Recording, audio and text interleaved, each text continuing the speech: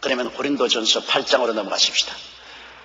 우상의 제물에 대하여는 우리가 다 지식이 있는 줄로 아나 지식은 교만하게 하며 사랑은 덕을 세우나니. 자, 이 우상의 제물 문제는 우리에게는 오늘날 큰 문제가 아닌데요, 그 당시 고린도 교회는 굉장한 문제입니다. 그 도시 전체가 우상의 정각을 섬기고 모든 사람들이 우상을 따라서 삽니다. 그렇기 때문에 예를 들어 말하면 짐승을 잡으면 반드시 짐승을 우상에게 제물로 드리고 난 다음에 그것을 시장에 가지고 나와서 팔아요. 그러니까 우상의 제물이죠. 그리고 또 사제들도 짐승들을 자기의 대가로, 노임의 대가로 받으면 자기가 다 먹지 못하는 것은 시장에 내다 팔아요. 거의 온 도시 사람들의 생활이 우상 숭배와 연결되어서 살아요. 아데네 같은 데는 우상이 꽉 들어찼어요. 그렇기 때문에 그런 가운데서 회개를 하고 예수를 믿은 사람들이 이제 상당히 마음에 부담이 되는 것입니다. 자, 시장터에 가서 음식을 사 먹어도 그것이 우상의 제단에 얹었다가 가져온 음식들이 많고, 또 음식을 사서 집에서 음식을 조리해 먹더라도 우상에 이미 들였다가 물려놓은 음식들이 많은데 어떻게 해야 되겠냐, 그런 점에 대해서 질문을 했습니다. 우상의 제물에 대해서는 우리가 다 지식이 있는 줄 안다. 그 지식이 뭐냐? 그 지식이라는 것은 우상이란 아무것도 아니라는 것입니다. 우상이 뭡니까? 여러분, 이 우상 보십시오. 천하대장군, 지하여장부 같은 거 이러고 있는 거, 그게 뭡니까? 나무지요. 그냥 나무에다가 그냥 사람들이 깎아놓은 것이지 그게 뭐가 됩니까? 그게 뭐가 붙었어요? 붙었다고 생각하는 사람에게 붙어있는 것이지, 그게 땔감이라고 생각하는 사람에게는 그건 땔감이요. 우상 자체는 그 아무것도 아닌 겁니다. 사람이 돌로서 만들어 놓은 것, 그렇지 않으면 금이나 은이나 철로서 만들어 놓은 것이죠. 만일 우상이 살아있으면 왜 돌로 만들어 놓은 신상들이 우리가 가끔 텔레비에 보면 목이 날아가 버렸는데 왜 자기 모가지 날아가는 것도 못 고칩니까? 자기 목도 날아가는 것 못 지키는 우상이 그 누구에게 복을 준단 말이에요. 우상 그 자체는 웃기는 일입니다, 여러분. 사람들이 나무를 베어다가 얼마는 군불한데 떼고, 얼마는 음식 만드는데 해먹고, 얼마는 깎아가지고서 색칠해가지고서 우상을 세워놓고 절을 합니다. 눈이 있어도 보지 못하고, 귀가 있어도 듣지 못하고, 손발이 있어도 움직이지도 못합니다. 자기가 들고 가서 앉혀놓고, 또 들고 가서 내려놓고, 또 그에게 복 달라고 기도하고. 이건 정말로 인간이 너무나 철저히 지식을 잃어버린 무식한 행동인 것입니다. 스스로도 기동도 못하는 우상을 갖다 놓고 거기에 복 달라고 기도할 수가 있습니까? 그 사람들의 공포심이 그 우상을 만드는 겁니다. 사람의 미래에 대한 불안정, 그리고 자연 환경에 대한 자기의 연약함을 느끼기 때문에 그런 우상을 만들어 놓고 복을 구하는 것입니다. 높은 산이 있으면 산이 두려우니까 산신제를 지내고, 바다에는 용왕제를 지내고, 나중에는 시골에는 장독간에 장 잘 담겨져라고 장독간 귀신에게도 절을 하고. 인간은 자기 힘이 한계를 느끼기 때문에 자기 힘을 뛰어넘은 어떤 존재에게 의지하려고 하므로 그런 우상을 만든 것입니다. 그 인간의 연약함을 표하는 마음이 허함으로 된 것입니다. 그러나 마음에 예수 그리스도를 모시고 하나님이 우리 아버지가 된 걸 알면은 우상 같은 거 아무것도 아니에요. 우상의 천지와 만물을 지은 것도 아니고 인생의 운명과 환경을 지배하는 것도 아니에요. 우리 예수 믿는 사람들은 하나님께서 우리에게 성령을 주시고 하나님의 능력을 주셨으므로 마귀와 귀신도 겁나지 않은데 우상이 무슨 겁이 나요? 우상 겁날 것 없죠. 그러므로 우리 마음이 허하면 그런 우상에 끌려가죠. 마음이 허하지 않으면 우상에 끌려가죠. 요사이 우리나라가 여러분 큰 일입니다. 왜냐하면 요사이 이 미신 숭배가 우리 한국에 어마어마해요.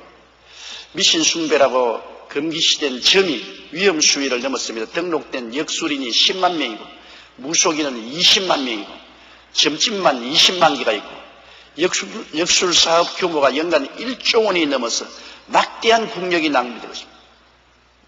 점치고 사주팔자 보는데 돈이 1억 원이 소모되고 있어요. 특히 점성술은 인터넷으로 안방에서 쉽게 점보는 수단으로 확산되어 가지고 산사이 때 예로 하루에 무려 400만 건이 점치는 데 접속을 하고 있습니다. 그리고 돈벌이 위해 역술 학원 찾는 사람이 부쩍 늘고 전화 역술 서비스인 700은 무려 200여 개 업체가 성업 중이라고 합니다. 국민일보 2월 19일자 보니까 주부가 재미삼아 점 보러 갔다가 재앙을 막는다는 굿등 복채 1억 원을 날렸다는 기사가 나왔습니다. 궁합 사주 맹신하여 결혼이 파탄으로 가정 불행이 다가오기도 하고 역술 서비스 전화는 사용료 2달간 5,500만 원, 1분당 1,000원이지만 그 역술 서비스 전화료만 2달간 5,500만 원이 나간다는 거예요. 오늘날 사람들이 마음이 허하니까 그 무슨 신비한 귀신에게 미래를 점쳐보고 그게 도움을 받으려는 마음이 굉장히 많습니다. 우리 예수 믿는 사람은 얼마나 축복받은 사람입니까? 우리는 그런 귀신들에게 속아 넘어가지 않아요. 우리는 확실한 하나님의 말씀이 있어요. 창세기부터 계시록까지 말씀이 있어요. 말씀을 알고 말씀 위에 서고 우리를 사랑하시는 하나님 아버지가 계시고 우리를 위해서 십자가에 못 박여 죽었다가 부활하신 예수님이 하늘과 땅의 모든 권세를 가지고 우리를 돌보시고 성령이 우리 속에 와서 우리를 이끌어 주시는데 우리가 마음이 허할 수가 없지요. 마음에 하나님의 말씀이 단단히 들어있기 때문에 우리가 믿음으로 나가고 이런 헛된 수작에 떨어지지 말아야 되는 것입니다. 여러분, 점치는 것이나 사주팔자 이거 전적으로 엉터리입니다. 인간의 운명은 하나님이 주장하시는 것이지 그런 역술인들이 인간의 운명을 주장하는 것은 아닙니다. 예수를 믿고 하나님을 의지하면 하나님은 악을 변하여 선으로 만드시는 하나님이기 때문에 악이 다가온다 해도 하나님은 선으로 변하십니다. 로마서 8장 28절 잘 알잖아요. 하나님을 사랑하는 자 곧 그 뜻대로 부르심을 입은 자들에게는 모든 것이 합력하여 선을 이루나니라. 좋든 하지 않든 주님을 의지하면 하나님이 합동하여 선을 이루는 하나님이시기 때문에 우리가 괜히 그런 점치는 것이나 역술을 통해서 나쁜 예언을 받고 불안하고 초조하고 공포에 떨고 할 필요가 없습니다. 나쁜 말 들어놓으면 그것이 우리 마음을 꽉 잡아서 내내 고통을 당하는 것입니다. 여러분, 난 어릴 때 우리 어머님께서 점을 치고 오셔서 얘야 금번달에는 금년 한 해 동안은 발큰 놈을 조심하라 하더라. 그 발큰 놈은 동로 아닙니까? 1년 내내 나를 고통하면서 살았습니다. 밤에 문풍지 소리만 나도 꽉 놀라서 깨고 개만치에도 발큰 놈이 오는가 보다. 부지락 소리만 나도 발큰 놈이 오는 거다. 1년 내내 고통하고 살았어요. 근데 1년 내내 발큰 놈 안 왔어요. 그리고 늘 내 마음에 괴로운 것은 우리 어머님이 해마다 예수 믿기 전에 그걸 보기를 좋아하셔서 보아서 야, 너 금년에는 물에 조심하라 하더라. 그러니 한참 물놀이 할 때 그런다고 물놀이 하러 안 갑니까? 갑니다. 개천에 가서 물놀이 하면서 내내 고민이요. 오늘 빠져 죽을란가 내일 빠져 죽을란가 내내 고민을 해. 그 말 안 들었으면 재미있게 물놀이 했을 것인데 그 말 들어도 물놀이 하러 애들이 안 가나요? 갑니다. 가면서 내내 고민하고 괴로워했습니다. 그래도 다행히 안 빠져 죽고 지금까지 살아있더만. 그런 거 들을 필요가 없어요.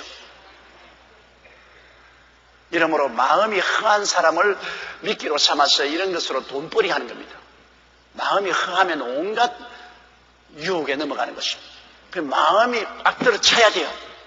마음이 아버지 하나님과 예수님으로 꽉 들어 차야 돼요.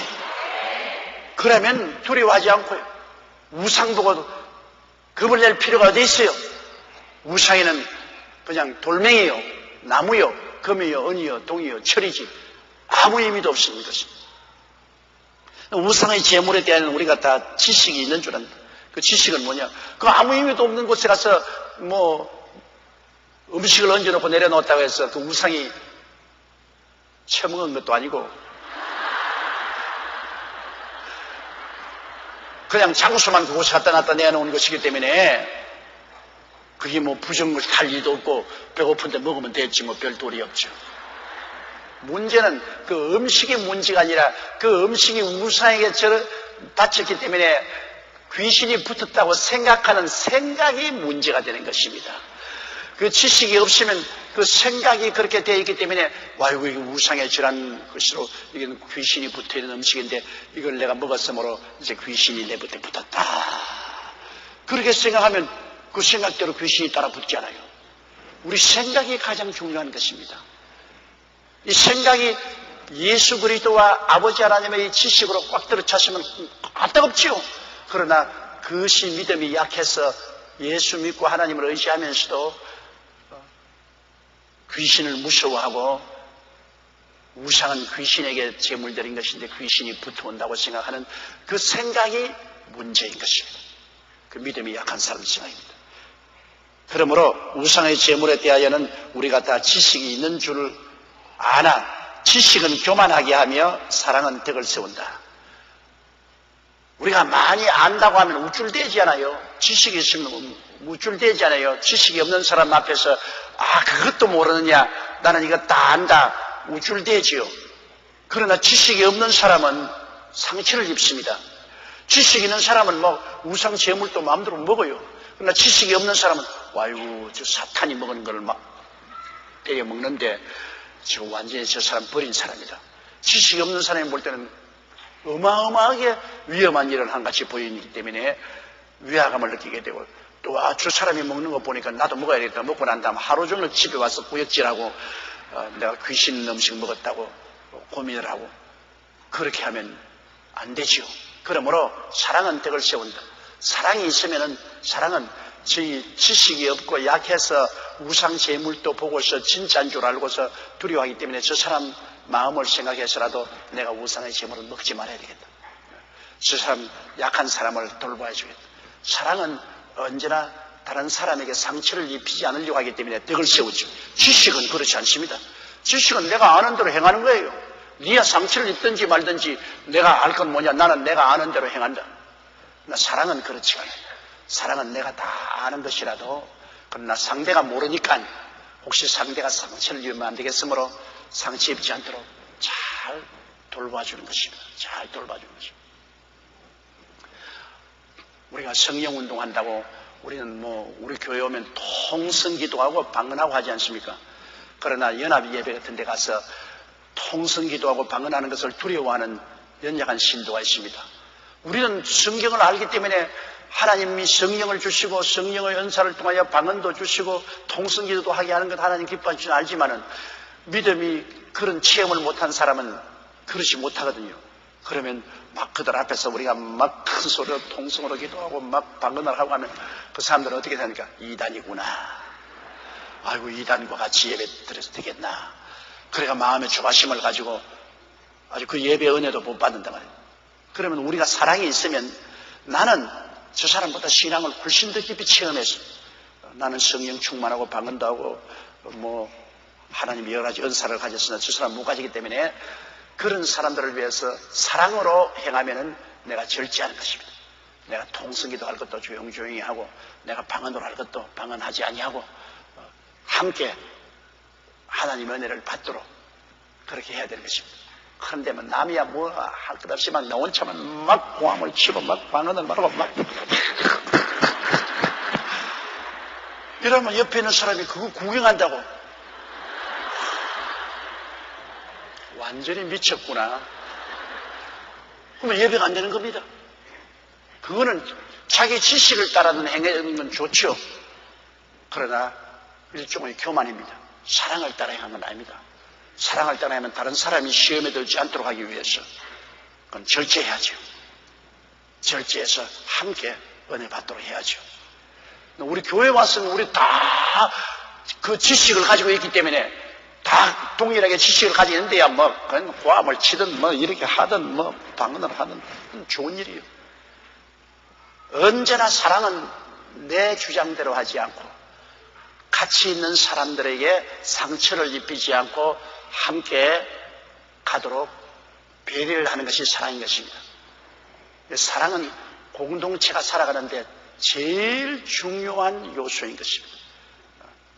그렇기 때문에 우리 공동체가 함께 은혜받고 함께 살아가기 위해서는 우리가 사랑의 역사를 베풀어야 되는 것입니다. 내가 옛날에 우리 최하실 목사님과 나하고 늘 부딪힌 것이 있는데, 우리 최하실 목사님이 하나님에 대한 사랑은 믿음은 특심했습니다. 열심히 특심했어요. 이제 요사이 나는 할렐루야 아주마였다는 비디오가 나왔는데 여러분 꼭 그 비디오 한번 사서 보세요. 우리 최하실 목사님 일생을 영화한 것인데 나도 그 비디오 보고 울었다고요. 비디오가 아주 감격적입니다. 근데 우리 최하실 목사님하고 우리 이 교구 모임 같은 데 가면요, 나는 이웃 동리 사람들이 있기 때문에 우리 조용조용히 찬송 부르고 조용조용히 기도하고 그러고 헤어집시다. 최하실 목사님. 남이 불평을 하든 말든 상관할 것 없다. 하나님 앞에서 주여 3번 크게 부르고 통성으로 기도하라. 그래가 막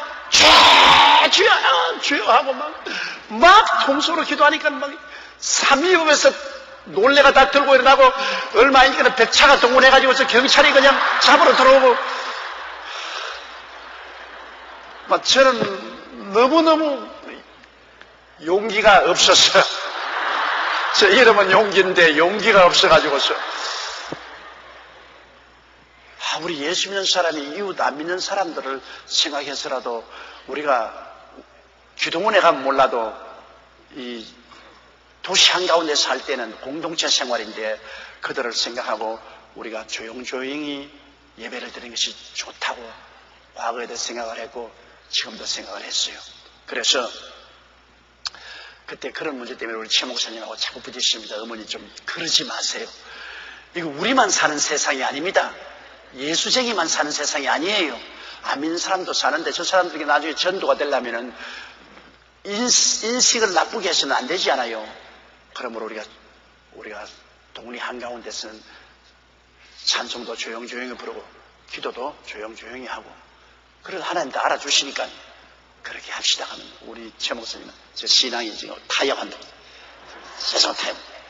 남이 욕을 하든 말든 우리는 우리대로 해야 된다고 그렇게 하셨어요.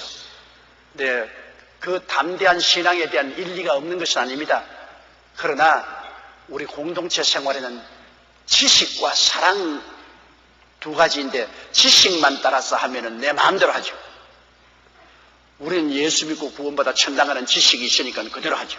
그러나 저 무식한 사람들은 모르니까 전부 미친 줄 알죠. 우리가 사랑이 있으면 저 사람들에게 상처를 입히지 않고 함께 끌어안고 우리가 천국까지 가야 되겠으므로 사랑으로서 행해야 될 일이 많습니다. 사실은 저는 성격상 조용조용히 하나님을 섬기기를 좋아하는 사람입니다.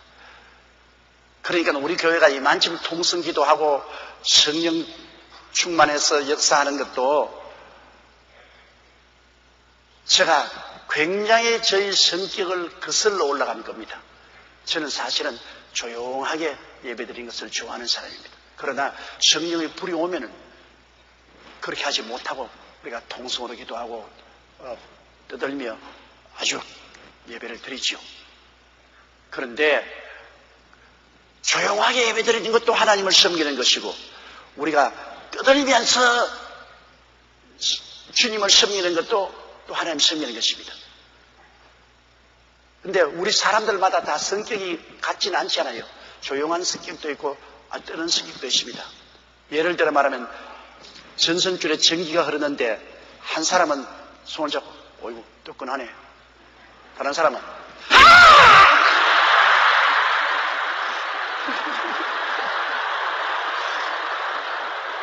전기가 그렇게 만들었나요? 전기가 그렇게 만든 건 아닙니다. 똑같은 전기가 흘렀는데 전기에 대한 반응입니다, 여러분. 한 사람은 반응이 그죠? 만져보고 다른 사람 그것은 증기에 대한 반응입니다. 성령이 오셔서 역사할 때 그냥 성령이 오시면 할렐루야 감사합니다. 성령님 감사합니다. 그렇게 반응한 사람도 있고 성령이 와서 마음이 뜨겁게 그런 사람도 있어요.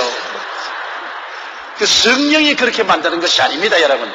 성령에 대한 우리의 반응이지요. 반응입니다. 그러니까 어느 것도 나쁘다고 할 수 없어요. 성령이 오신데 조용하게 받아들이고 할렐루야 감사합니다. 그건 또 좋은 일이고, 또 성령이 오신데 반응을 강하게 해서 하는 것도 좋은 일이고, 나쁘다고 할 수 없어요. 다 자기 생긴 대로 그 반응이 다르지 않습니까? 그러나 그렇게 하는 중에도 언제나 사랑을 잊지 말라, 그 말씀이겠습니다. 이웃에 대해서 언제나 관심을 가지고 덕을 세워야 되겠다. 내가 조용하게 믿으나 떠들고 믿으나 이웃의 덕을 세워야 된다. 덕을 무시하면 안 된다. 이것을 늘 생각해야 됩니다. 사랑은 덕을 세우는 데 힘을 씁니다. 지식은 그대로 행하는 겁니다. 그대로 행하는 것입니다. 근데 지식도 중요하지요. 지식이 없으면 망하니까요. 내 백성이 지식이 없어 망한다고 호세하는 말입니다. 하나님에 대한 지식을 알아야죠. 은혜에 대한 지식을 알아야죠. 그러나 지식에다가 언제나 사랑을 더해가지고서 우리는 덕을 세우는 일을 함께 해야 되는 것을 잊어서는 안 될 것입니다. 2절요. 만일 누구든지 무엇을 아는 줄로 생각하면 아직도 마땅히 알 것을 알지 못하는 것이요. 소크라테스는 말하기를 우리가 자기가 여태까지 철학을 공부해서 깨달은 것은 자기가 아무것도 모른다는 것을 깨달았다. 그렇게 말했습니다. 사실 인간의 지식이란 이 광대한 우주에서 얼마나 됩니까? 바닷가에 수많은 모래 가운데 모래 메달 가지고서 모래를 다 손에 쥐었다고 할 수는 없잖아요. 가만히 인생을 살아보면 지식이 있는 사람일수록 자기의 무식을 통탄합니다.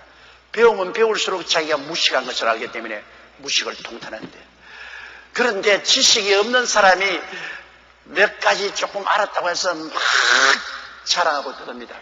대개 자기가 다 안다고 자랑하고 떠드는 사람은 보면은 아주 얕게 알아요.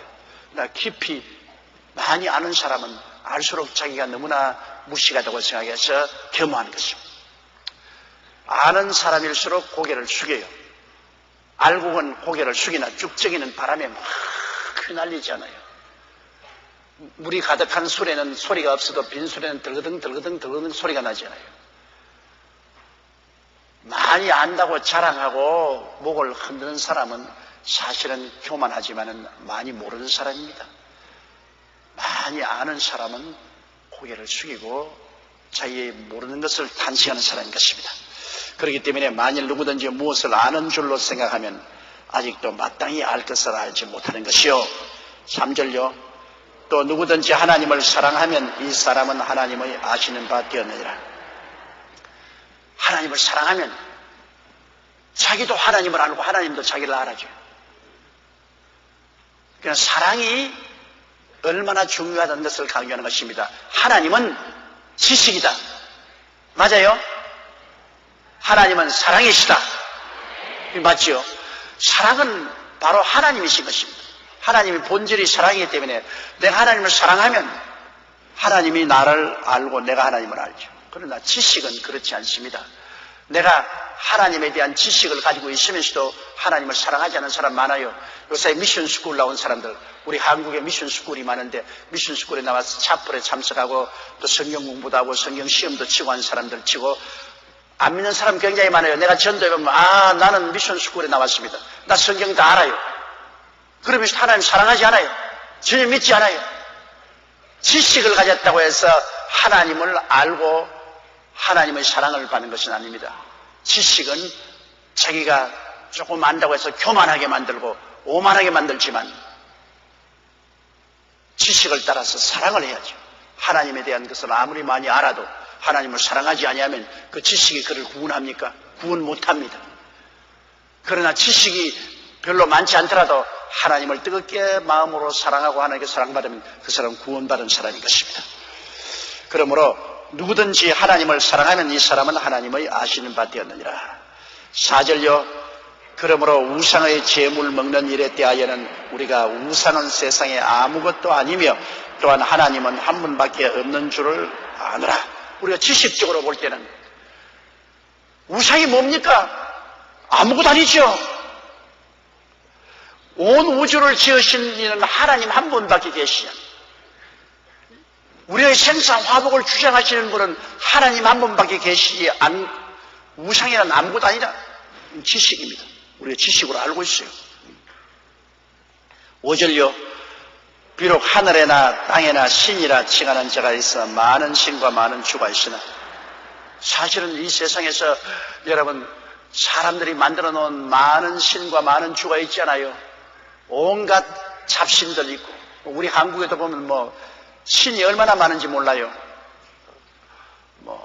용왕이 있지 않으면 옥황상제가 있지 않으면 목신이 있지 않으면 토신이 있지 않으면 산신령이 있지 않으면 아까 말한 것처럼 장독방 신이 있으며 심지어는 화장실 신이 있다고 그랬어요. 우리 할머님이 나에게 늘 그런 말을 하셨어요. 화장실에 들어갈 때 오른발부터 먼저 들어놓아야지 왼발부터 들어놓으면 안 된다. 그리고 그 다음에 대소변을 함께 보면 안 된다. 그러면 귀신이 한 손으로 대변 받고 한 손으로 소변 받으면 너무 골치 아프니까 그거는 따로따로 해야 된다. 그렇게 가르쳐 주어서 내가 예수 믿기 전에는 그거 지킨다고 애를 먹었어요. 내내 화장실에 갈 때 잘못하다가 왼발 먼저 들어도 도로 밖으로 나와가지고서 미안합니다. 그러고 또 오른손으로. 그 다음엔 두 가지 일을 동시에 안 할 것을 명심하고 조심을 하고. 그 신이 얼마나 많습니까? 일본에는 여러분 신이 800만 개가 있습니다. 신과 주라는 것이 800만 개가 있습니다. 이 세상에 그 나라 문화에 따라서 온갖 신들이 많죠. 그러나 6절 보십시다. 그러나 우리에게는 한 하나님 곧 아버지가 계시니 만물이 그에게서 났고 우리도 그를 위하며 또한 한 주 예수 그리스도께서 계시니 만물이 그로 말미암고 우리도 그로 말미암는. 자, 우리 예수 믿는 사람은 복잡하지 않아요. 간단해요. 만유의 주 되신 하나님 아버지와 그 아들 예수님 그밖에 없어요. 만유의 주 되신 아버지 하나님께서 그 아들 예수 그리스도를 통해서 우주를 지으시고 만물을 다스리십니다. 하나님은 아들이 하나님 말씀이기 때문에 하나님 말씀하시면 아들이 그것을 받아서 다 이루시는 거죠. 그러면 우리는 단순해요. 그 아들 예수님이 우리 위해서 십자가에 못 박혀 몸치고 피 흘려 우리 범죄를 다 용서해 주시고 예수님을 통해서 아버지를 섬기고 아버지와 아들의 영 성령이 우리 와서 우리를 도와주시고 우리를 깨우쳐 주시고 단순하죠. 어디에 산신령이 어디 있으며 용왕이 어디 있으며 옥황상제가 어디 있으며 장독광신이 어디 있으며 화장실 신이 어디 있어요. 괜한 소리지. 그건 사람이 마음에서 만들어낸 환상입니다. 여러분, 아까도 말했지만 마음이 허한 사람이 자기 생각에서 만들어낸 것이죠. 그 생각에서 그런 걸 만들어내면 안 돼요. 그러므로 지킬 만한 것보다 내 마음을 지키라고 했는데 생각을 지켜서 이 생각에 하나님 아버지와 예수님이 꽉 점령하고 있어야지. 생각이 흥하면 온갖 생각이 다 들어오잖아요. 그 나사렛 예수 이름으로 물리쳐버려요. 예수 이름과 그 보혈로 물리쳐버려요. 생각이 점령을 당하면 안 됩니다. 생각이 부정적으로 점령을 당하면 안 되죠. 마귀가 와서 우리에게 생각을 집어넣으면 너는 병들어 죽는다, 너는 죽는다, 너 병을 쭉 받아들이면 그 생각을 받아들이면 그 생각을 타고 마귀가 들어와서 병을 가지고 너는 망한다, 너는 못 산다, 너는 못 산다. 이런 부정적인 생각을 여러분 우리가 도무지 받아들이지 말아야 됩니다. 우리의 생각은 하나님 아버지와 예수 그리스도의 말씀으로 꽉 채워놔야 됩니다. 우리의 생각은 오중복음과 삼중축복으로 꽉 채워놔야 됩니다. 십자가에 오중복음과 삼중축복으로 꽉 채워놔야 됩니다. 나에게 이런 질문이 왔어요. 어떤 자매님이 삼중축복이 과연 하나님이 듣습니까? 내 영혼이 잘됨 같이 내가 범사에 잘되며 강건하기를 간구하노라 했는데 나는 남편이 세상을 뜨고 다 예수 믿는 가정인데 나는 중풍이 걸려서 몸을 움직이지 못하고 아들 한 분이 있었는데 군대 갔다 와서 신학대학에 가서 주의 종이 되려고 공부하다가 세상을 떴습니다. 이것도 삼중 축복입니까? 이런 보세요. 남편 세상 떠 중풍 걸려 아들 하나 주의 종 되겠다고 신학교에 공부하다가 세상 떠 이런 비극이 어디 있습니까? 그럼 어떻게 이걸 해석합니까? 여러분 알아야 될 것은 삼중 축복은 우리에 대한 하나님이 내가 간구하노라 간절한 소원입니다. 하나님 소원이에요. 그러면 이 하나님이 소원을 이루지 못하도록 돼지라고 도적질하고 죽이고 멸망시키는 마귀가 있잖아요. 싸워서 마귀에게 뺏기지 말아야 되는 것입니다. 어떠한 가정도 그 가정에 전통적으로 내려오는 귀신이 있어요. 가정적으로 전통적으로 내려오는 귀신이 있어요. 예수 믿고 난 다음 그것을 쫓아내야 되는 것입니다. 쫓아내야 돼요. 예수 믿으면 자동적으로 영혼이 잘됨같이 범사에 잘됨이 강건해지는 건 아니에요. 이스라엘 백성들 보세요. 하나님께서 가나안 땅을 너에게 주었다고 했습니다. 하나님 뜻이요. 그러나 이스라엘 백성이 그냥 걸어 들어갔습니까? 가나안의 칠족과 싸워야 됐었습니다. 싸워서 빼앗습니다. 싸워서 빼앗는 것이 하나님의 뜻이기 때문에 믿음으로 담대하게 들어가서 싸우고 하나님이 같이 계신 것을 믿고 빼앗았지. 싸우지 않고 가만히 있어서 그 땅이 얻어진 것은 아닙니다. 우리 삼중 축복을 얻는 것은 하나님의 뜻입니다. 우리가 하나님 앞에 기도와 믿음으로 빼앗아야 되는 것입니다. 천국은 침노하는 자가 빼앗는다고 말하지 않습니다. 빼앗아야 돼요. 그러므로 가정에도 전통적으로 내려오는 귀신 내어 쫓아야 돼요. 어떤 가정은 전통적으로 늘 할아버지, 아버지 따라서 중풍병 걸리는 집이 있어요. 그 전통적인 그 귀신을 내어 쫓아야 돼요. 어떤 가정은 늘 대물림으로 암이 걸리는 가정이 있어요. 그 저주를 내어 쫓아야 돼요. 대물림으로 알코올 중독자가 되는 가정이 있고 또 대물림으로 이혼만 하는 가정이 있습니다. 대물림으로 자꾸 할아버지도 이혼했다, 아버지도 이혼했다, 나도 이혼한다. 대물림의 그 저주의 귀신이지. 이런 걸 그런 내버려 놓고 난 다음 그저 가만히 있으면 삼중 축복이 올 것이라 생각하면 안 돼요. 우리는 싸워야 되는 것입니다. 예수 이름으로 이 원수 귀신을 내어 쫓아야 돼요. 예수 이름으로 대물림으로 오는 원수 귀신도 내어 쫓고 나에게 도적질하고 죽이고 멸망시키는 귀신도 내어 쫓고 하나님의 나라를 믿음으로 마음에 받아들이고 입술로 고백하고 나가야 돼요. 그러므로 우리의 마음의 생각을 긍정적으로 가지는 것은 굉장히 중요한 것입니다. 오중복음과 삼중 축복이 하나님 뜻은 긍정적인 생각을 가지고는 긍정적인 고백을 하고 그러고 믿음으로 싸워야 되는 것입니다. 그 반대된 생각이나 모든 것은 예수 이름으로 물러갈자. 물러가라, 물러가라, 물러가라, 물러가라. 대적하고 싸워서 이겨야 되는 것입니다. 내가 그 자매님의 편지를 받고 내가 가슴이 아팠습니다. 왜? 그 가정에 그 마귀가 와서 도적질하고 죽이고 멸망한 일을 하는데 왜 그 귀신하고 싸우지 못했느냐? 하나님이 그 남편 데려가시고 중풍병 걸리게 하고 아들을 주의 종이 되는 아들을 데려가지는 만무합니다. 그 악의 세력에 대해서 그 가족이 연합해서 대결하고 투쟁을 했어야 됐습니다. 그걸 물리쳤으면 마귀가 그런 짓을 못했을 것입니다. 그러므로 마귀를 대적하라. 그러면 제가 너를 피하리라고 했는데 우리가 예수 그리스도를 믿고 하나님의 은혜를 받게 되었으면 이제 그 은혜를 소유하기 위해서 우리는 믿음으로 무장하고 마귀와 싸워야 되는 것입니다. 이 세상은 영적 전쟁 상태에 있습니다. 여러분 우리는 전쟁 상태에 있습니다. 항상 우리를 도적질하고 죽이고 멸망시키는 마귀는 우는 사자같이 두루다니며 삼킬자를 찾습니다. 우리는 믿음을 굳게 하여 그를 쫓아내는데 안 믿는 사람들은 쫓아낼 권한이 없지만 우리는 쫓아낼 권한이 있고 권리가 있습니다. 힘이 있습니다.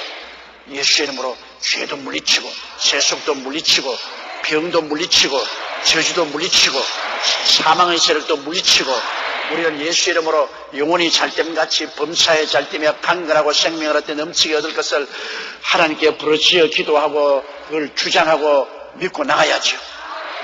싸워서 얻는 것이 우리 현실 생활의 천국입니다. 우리가 죽어서 올라가는 천당에는 싸울 원수가 없어요. 이 땅에 있을 때는 세례 요한 때부터 지금까지 천국은 침노를 당하나니 침노하는 자가 빼앗느니라. 침노에 들어가서 예수 이름으로 기도로 빼앗아야 돼요. 그래서 우리가 새벽기도, 철야기도, 금식기도가 필요한 것이 그 때문에 필요하죠. 빼앗기 위해서. 내게 속한 건 내가 빼앗아 점령해야지요. 하나님이 내 분깃으로 주시고 내 몫에 태인 것으로 피값을 주고 사주신 건 내가 빼앗어야죠. 점령한 것을 내가 빼앗어야죠. 내가 빼앗지 않고 가만히 있으면 안 되죠. 이스라엘 백성들이 가나안 땅을 하나님이 주셨는데 자기가 빼앗어야죠. 하나님이 쳐들어간 자마다 다 빼앗았습니다. 나중에 그들이 싸우기 싫어서 싸움을 안 싸운 사람들이 결국은 가나안 사람들하고 함께 섞어서 살다가 그들을 인해서 타락하고 부패하고 나중에 우상숭배하다가 불임을 당했습니다. 끝까지 싸워서 빼앗았으면 빼앗는데 귀찮으니까 안 빼앗았거든. 금식하면 하고 기도하면 나을 수 있는 병을 금식하고 기도하기가 괴로우니까 낫는 것이 분명히 하나님 뜻인 줄 머리로는 알면서도 금식하기가 괴로우니까 그냥 같이 살지 않나, 같이 별로 괴롭지 않으니까 같이 살지. 그래서 병을 달고 사는 사람 많아요. 병 나는 것이 하나님 뜻인 줄 분명히 성경에서 알았기 때문에 내가 금식하고 기도하면서 대결하면 해결할 수 있지요. 자유와 해방을 얻을 수 있죠. 저주 마귀 자꾸 띵글띵글 붙이는 것 금식하고 철회하면서 이런 금식과 기도 이외에는 나가지 않는다고 했으니까 내 쫓아서 물리치면 저주가 물러가는데 금식하고 기도하는 거 괴롭지 않으냐. 그건 내가 이대로 살지. 그래서 사람들이 다 타협하고 사는 겁니다. 기도하기 싫으니까. 기도하는 거 괴롭지 않아요. 더구나 금식하고 기도하는 게 더 괴롭지 않아요. 금식하고 기도하고 부르짖고 하는 게 괴롭기 때문에 적당히 하마나 설마 하다가 사람 잡지. 그러다가 마귀하고 함께 사는 거예요. 오늘 많은 성도들이 평생을 살면서 마귀하고 함께 사는 사람 많습니다. 능히 쫓아낼 수 있는데도 불구하고 그들이 단호한 결심을 가지고 대직을 하지 않기 때문에 자잘구레한 마귀들하고는 같이 살아요. 그러면서 고통을 당하면서도 같이 살아요. 그러나 우리가 크게 용기를 내가지고서 이걸 결코 나는 해방을 하겠다고 하고서 말씀에 서서 부르짖어 기도하고 철회하고 혹은 금식하면서 대결하면 마귀는 한 길로 왔다가 7길로 도망치고 마는 것입니다. 자유와 해방을 얻을 수가 있어요. 그러므로 우리에게는 세상에 잡신들 다 신이니 주니 그러니까 다 웃기는 소리예요. 우리에게는 아버지 하나님과 아들 예수님밖에 없어요. 우리가 아버지 하나님과 아들 예수님만 섬기고 나가지 다른 것은 아무것도 아니라는 것을 우리는 잘 알고 있습니다. 7절요. 그러나 이 지식은 사람마다 가지지 못하여 어떤 이들은 지금까지 우상에 대한 습관이 있어 우상의 제물로 알고 먹는 거로 그들의 양심이 약하여 지고 더러워지느니라. 그러나 이런 지식은 다 가지고 있지 못하죠.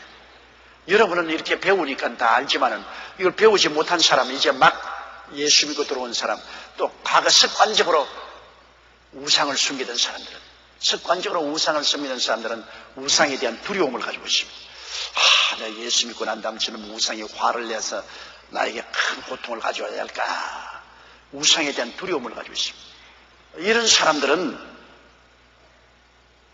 지식이 있는 사람이 용감하게 우상의 제물을 먹는 것을 보고 예수 믿고 나도 먹어볼까? 그러면서 마음에 주저주저하고 불안과 공포를 가지면서 벌벌 떨면서 찍어서 이런 먹고 난 다음에 내내 마음에 불안합니다. 우상의 제물을 먹었으니 귀신이 내 속에 들어왔겠지. 그래가지고서 그 마음의 고통과 함께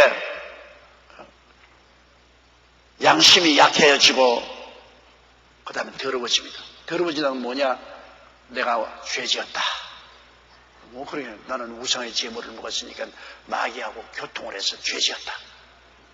양심이 약해져. 지식이 확실히 있는 사람은 까딱없죠. 지식이 확실히 있는 사람은 이거 아무것도 아닌데 음식은 다 하나님이 주신 것이고 기도하고 감사함으로 받아들이면 다 거룩하게 되는 것인데 무슨 잔소리냐. 기도하고 먹으면 상관없습니다.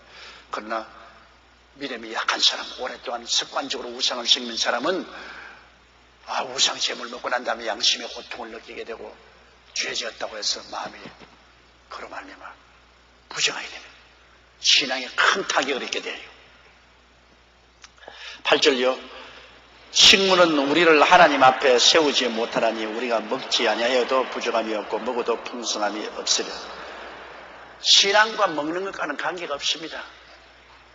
옛날에 우리 한국에 이단인 어떤 사람이 와서 생수를 막 드럼통에다가 물을 갖다 피워놓고 자기가 기도하고 나면 생수라고 해서 막 팔아먹었잖아요. 절대로 먹고 마시는 것이 우리 신앙과 상관이 없습니다. 먹는다고 해서 신앙에 좋아하지도 아니하고 안 먹는다고 해서 신앙에 좋아지는 것도 아닙니다. 성찬 외에는, 성찬은 그거는 그리스도의 깨어진 몸과 흘리신 피니까 그거는 말할 필요 없지만 성찬 이외에 다른 음식은 먹는다고 신앙이 좋아지는 것도 아니고 안 먹는다고 신앙이 약해지는 것도 아닌 것입니다. 하늘나라는 먹고 마시는 데 있지 아니하고 성령 안에서 의와 평강과 희락입니다. 성령으로 충만한 것이 신앙에 좋아지는 것이지 먹고 마시는 것으로 신앙에 좋아지는 것입니다. 한국 음식을 먹으면 신앙이 안 좋아진다. 저 서양 사람처럼 바다에 빵에 발라서 먹어야 된다. 웃긴 소리 합니다. 그런 건 있을 수 없어요. 먹고 마시는 것이 우리 신앙과 연관되지 않습니다. 그러므로 식물은 우리를 하나님 앞에 세우지 못합니다. 우리가 먹지 아니하여도 부족함이 없고 먹어도 풍성함이 없으리라. 9절요. 그런즉 너희 자유함이 약한 자들에게 그치는 것이 되지 않도록 조심하라. 우리 지식 있는 사람은 자유하지 않아요? 우리 지식 있는 사람은 자유하니까 배가 불러서 먹기 싫으면 안 먹으면 그뿐이고 배고프면 우상의 제물이라도 예수 이름으로 축복하면 우상이고 나팔이고 다 날아가 버리고 없고 내가 거룩하게 된 거 먹으면 그뿐이고 우상은 아무것도 아닌데 우리는 지식이 있으니 괜찮은데 그러나 약한 자들에게 그치는 것이 되지 않도록 조심하라. 그런 지식이 없이 양심이 약한 사람들은 그걸 보고 목사님이 그 옛날에 불광동에서 한참 못 살 때 누가 고사들인 떡을 갖다 주더라고요. 고사들인 떡을 갖다 주. 그래서 기도하고 잘 먹었어요.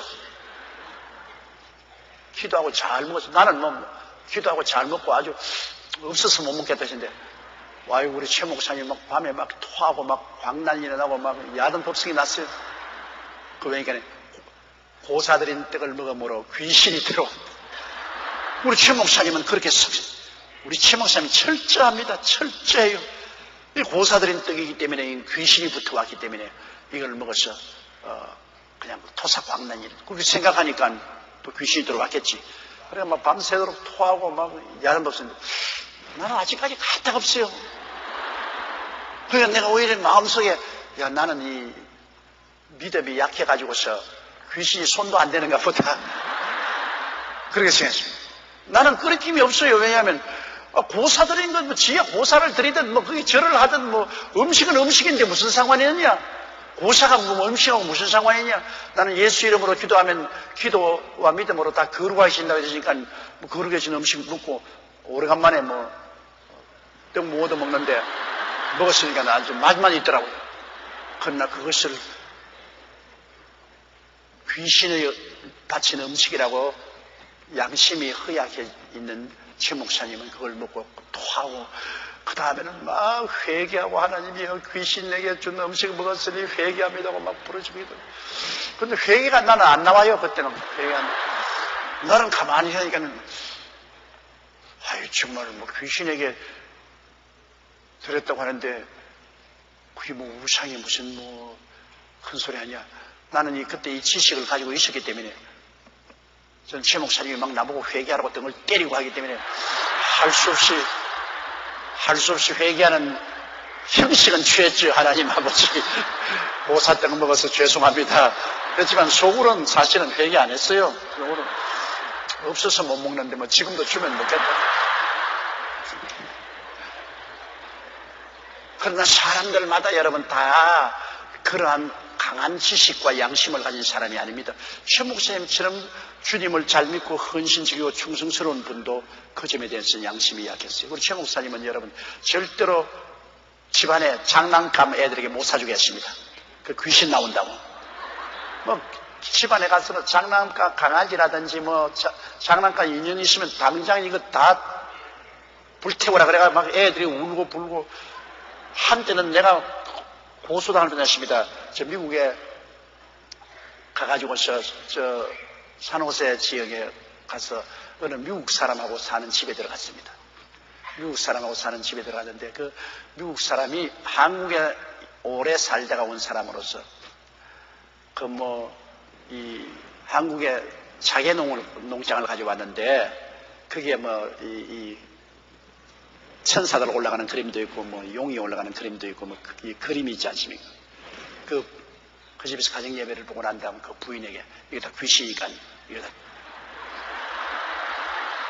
다 떠들어. 그래가 그 부인이 그냥 그날 최 목사님 말씀 듣고 그냥 도끼를 가지고서 농장을 다 흔들어 부수고 그 미국 사람 남편이 들어왔어.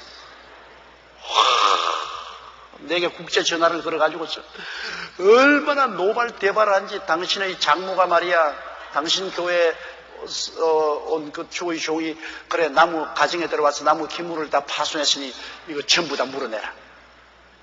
막 전화로서 뭐 어마어마하게 그리고 국제 변호사를 통해서 고발하겠다. 그래 내가 손이 발이 되도록 빌었다고요. 전화로서 빌고 이것은 내가 그렇게 명령한 것도 아니고 우리 장모님하고 당신 부인이 서로 예배 보다가 그렇게 한 것인데 그 여자들이 그냥 그렇게 예배 보다가 그럴 수도 한국에는 있다. 미국에는 안 그러지만 한국에서는 그럴 수도 있다. 이게 한국의 하나의 전통과 습관이니까 그렇게 노발대발하지 말고 또 고소를 걸어도 내가 시킨 것이 아니니까 고소가 내게 효과가 없다.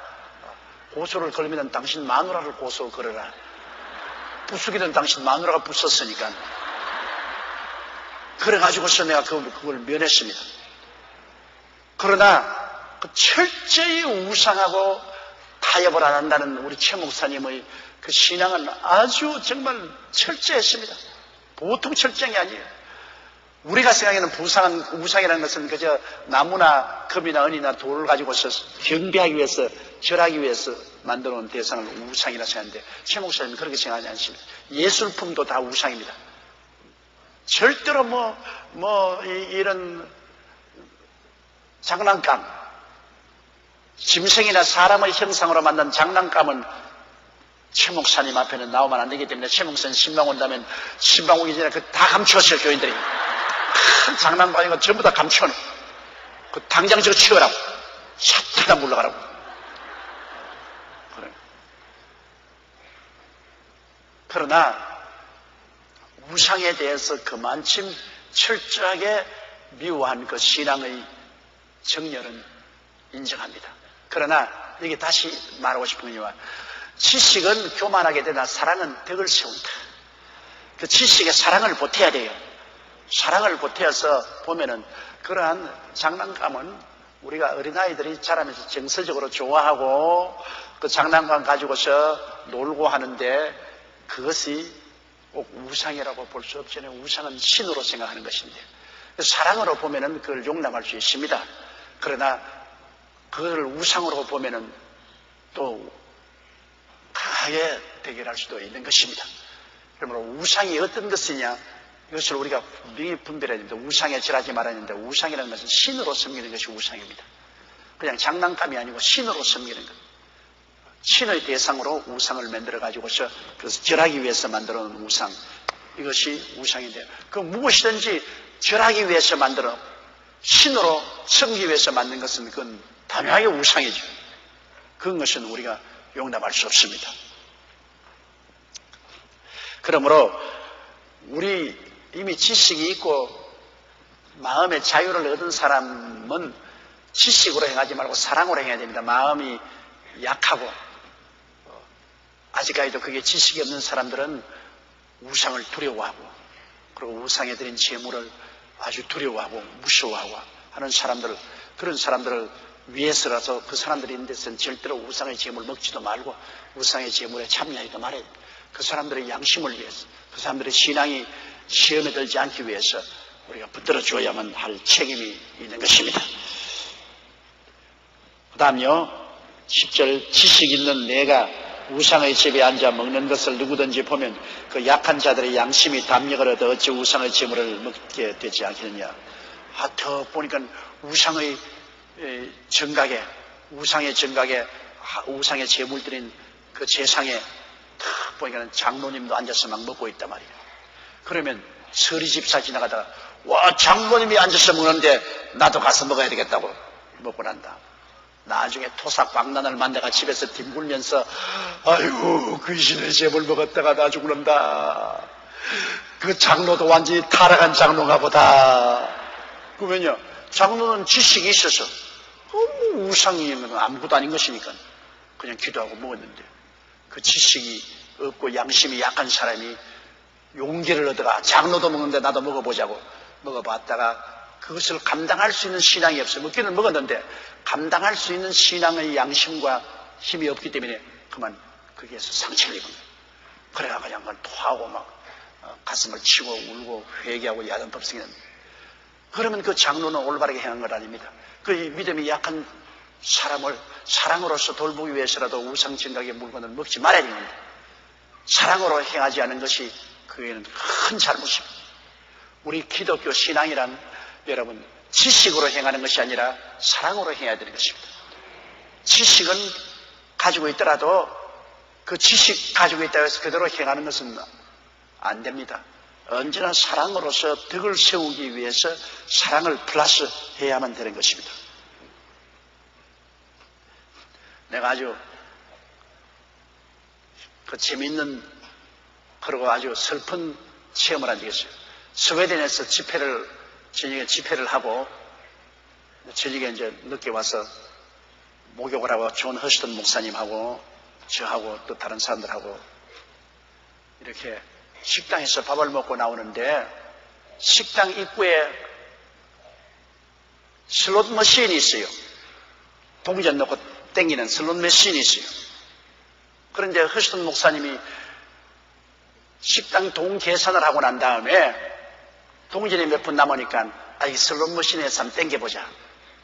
그럼 허스턴 목사님이 그게 슬롯 머신에 돈을 넣고 땡기면 나는 허스턴 목사님을 잘 압니다. 그분 도박하는 사람이 아니에요. 아주 주님 사랑하고 착실히 섬긴 사람으로서 그 스럼 돈 얼마가 생기니까 그 스럼 돈을 그냥 그 슬롯 머신에 넣어서 그 재미로 땡겨본 것이지 돈 벌려고 땡기는 건 아니에요. 근데 나는 그 서서 옆에 구경을 했단 말입니다. 그런데 스웨덴 사람 한 사람이 식당에서 얼굴을 막 아주 긴장을 해서 탁 오더니만 목사님도 좀 만납시다. 그러니까 허스턴 목사님 막 불이 났게 막 도망을 쳐가지고서 엘리베이터를 타고 도망을 쳐버리고 나만 딱 잡혔어요. 나는 솔직히 말해서 그 슬롯 마신에 손 대준 거 본 적도 없어요. 그래서 당신이 주의 종으로서 하나님을 의지함으로 축복받는다 하는데 그러니까 축복이 도박에서 축복받느냐? 나 오늘 저녁에 당신 집회 참석했다.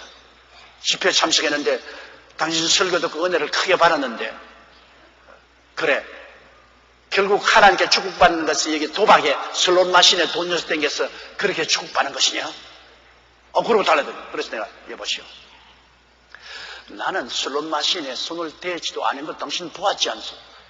당신은 손 안 대지만 당신하고 같이 있는 목사가 손을 대면 하지 말라 그래야지. 당신이 하지 말라 하지 않고서 옆에 서서 구경했다는 그 자체가 당신 잘못 아니요? 그래서 내가 정중하게 미안합니다. 내가 말리지 못하니까 미안합니다. 그러나 허스턴 목사님을 내가 잘 압니다. 그분 그런 사람이 아니에요. 그냥 동전 몇 푼 남으니까 나오면서 그 식당 입구에 그 슬롯 마신이 있기 때문에 그 넣어서 한번 땡겨본 것이지 돈 벌려고 한 것도 아니고 돈도 안 벌었어요. 땡겨서 아무것도 안 나왔어요. 그러나 당신의 마음에 상처를 입은 것을 내가 대단히 죄송하게 생각합니다. 용서해달라고. 그리고 나는 용서하고 내가 방에 들어와서 사람이 그럴 수가 있냐. 짐을 함께 나누고 지라고 했는데 땡기긴 자기가 땡겨놓고 요건 내가 다 얻어먹고 내가 회개는 내가 혼자 사고 그거 보십시오. 나는 능히 그것을 극복할 수 있는 양심이 있었습니다. 왜냐하면 허스턴 목사님을 잘 알기 때문에 그분이 도박하는 사람도 아니고 또 그런 거 좋아하는 사람도 아닙니다. 나오다가 식당 입구에 있으니까 동전 한 푼 남았으니까 그거 집어넣어 볼 따름인데, 그러나 그 양심이 그것을 용납할 수 없는 스웨덴 사람이 그 식당에 앉았다가 그는 큰 상처를 입었습니다. 그러니까 우리가 사랑으로 행하지 못한 겁니다. 주의 종이라는 것은 대중 앞에 서 있는 것으로 사람이 있든 없든 언제나 하나님 앞에서 사랑으로서 덕을 세워야 되겠는데 우리가 덕을 세우지 못했습니다. 그거는 허신우 목사님 덕을 세우지 못하고 내가 그게 구경한 자체가 덕을 세우지 못했어요. 아예 구경도 하지 말아야 되는데 덕을 세우지 못했어요. 그건 죄를 지었습니다. 하나님 앞에는 내가 양심상 죄를 안 지었다 해도 그 사람에게 마음의 상처를 입혔으니 그건 마음의 죄가 지은 겁니다. 내가 두고 있지 않아요. 내가 그때 그 체험을 했기 때문에 그 다음부터는 그런 건 있는데 근처도 안 가요. 괜히 날벼락 맞을 것인데 내가 왜 근처 가요? 사람이 지식이 있다고 해서 다 행하면 안 돼요. 나는 뭐 죄 지을 것 아닌데요. 내 마음에 난 조금 더 끓이기 먹고 난 죄 지을 것 아닌데 뭐 내가 뭐 상관할 거냐. 그러나 마음이 약한 사람은 그것을 보고서 그 사람은 죄라고 생각하기 때문에 양심의 상처를 입게 되는 것입니다. 그러므로 언제나 우리가 조심해야 될 것은 지식 있는 사람은 사랑으로서 덕을 세워야 된다는 것을 늘 생각해야 돼요. 사랑으로서 덕을 세워야 된다. 11절요. 그러면 내 지식으로 그 약한 자가 멸망하나니 그는 그리스도께서 위하여 죽으신 형제라. 그 사람은 그 우상의 재물 먹고 난 다음에 나중에 완전히 자기는 타락했다고 생각하고 신앙을 포기하고 옛사람으로 돌아간다면 그 사람은 멸망하는 것입니다. 그러므로 내가 가진 지식 때문에 약한 사람은 멸망하는 것이 아니냐.